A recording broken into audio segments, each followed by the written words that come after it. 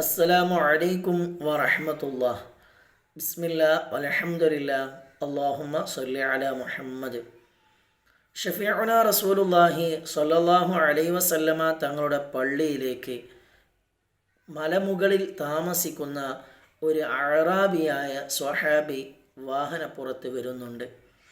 അദ്ദേഹം തൻ്റെ വാഹനപ്പുറത്ത് വന്നുകൊണ്ട് തൻ്റെ വാഹനമായ മൃഗത്തിനെ പള്ളിയുടെ പുറത്ത് കെട്ടുകയും അങ്ങനെ പള്ളിയിലേക്ക് നിസ്കരിക്കാൻ പ്രവേശിക്കുകയും അവിടെ വെച്ചുകൊണ്ട് നിസ്കരിച്ചു. നിസ്കാരം കഴിഞ്ഞു വന്ന സമയത്ത് അദ്ദേഹം ബന്ധിപ്പിച്ചിരിക്കുന്ന തൻ്റെ വാഹനത്തിനെ കാണാനില്ല.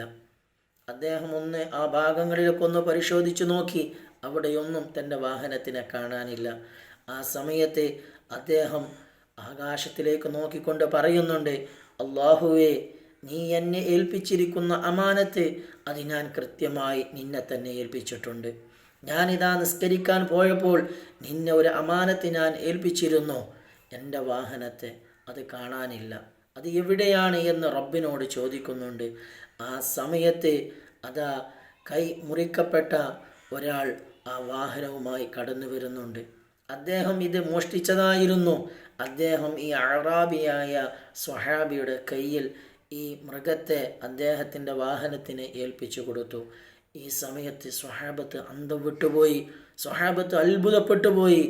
അള്ളാഹുവിനോട് അദ്ദേഹം പറഞ്ഞ ഉടനെ തന്നെ അദ്ദേഹത്തിൻ്റെ വാഹനത്തെ അള്ളാഹു തിരിച്ചേൽപ്പിച്ചിരിക്കുന്നു.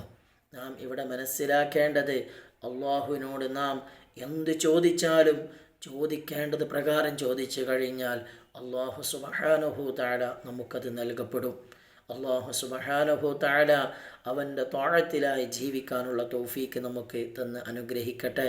അസ്സലാമു അലൈക്കും വറഹ്മത്തുള്ളാഹി.